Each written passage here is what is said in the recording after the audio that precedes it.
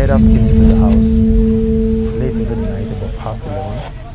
They broke into a first house where they were thinking they would have people to hold, but they didn't see anybody. And then my aunt's flat was the next building. So they broke into the house, and after ransacking the house, collecting monies, collecting phones and other valuables, they took the husband and the son and told my aunt that they would call the morning after.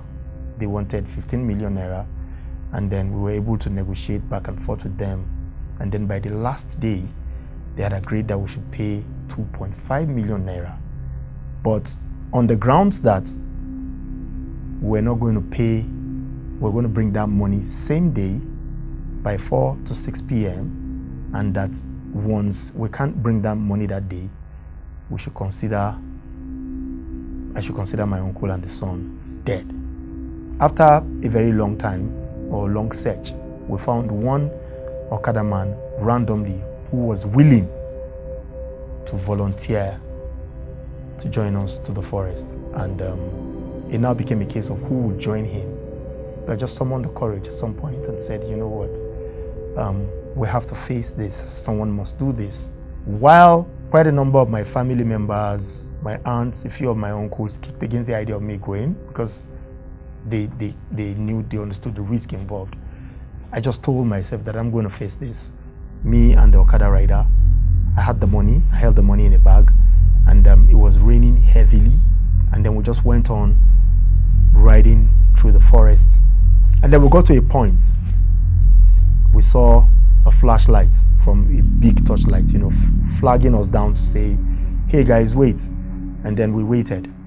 And then we parked. And the moment we parked, it was dark. And it was all forest area. We couldn't see anybody. We couldn't see any face. But we noticed a voice saying, is that you guys? We said, yes. You guys should wait. And we waited. And they said, who has the money? And then I responded. And they said, okay, come down and come towards our direction. So they kept pointing at their direction with a torchlight. So I walked to the guy holding the torchlight, who was equally heavily armed. And then he had said, is that the money? I said, yes. He said, are you sure it's complete?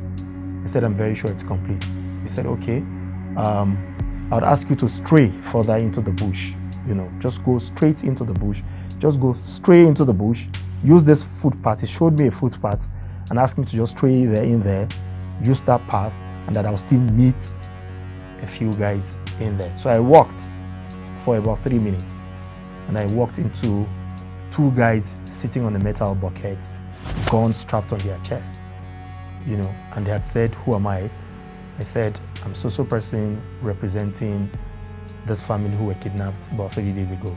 They said, okay, you brought the monies. I said, yes. They said, where's the money? I said, that's it, I'm carrying in the bag. They said, how much is it? I said, 2.5 million naira. They said, are you sure it's complete? I said, yes, I'm very sure it's complete. In fact, I told them that if you wouldn't mind, I could sit down here with you guys, count the monies. If it's not complete, I have additional 5,000 naira in my pocket that I can use to make up what is left. At that point, I became a little apprehensive too, because I realized that while I was talking to these guys, one of them stood up from the metal bucket he was sitting on, and it was all bullets in the bucket. I gave them the monies, and they said, well, they said they're going to advise me that when I go out there, I should tell the whole world that they're representatives of Miyetti Allah.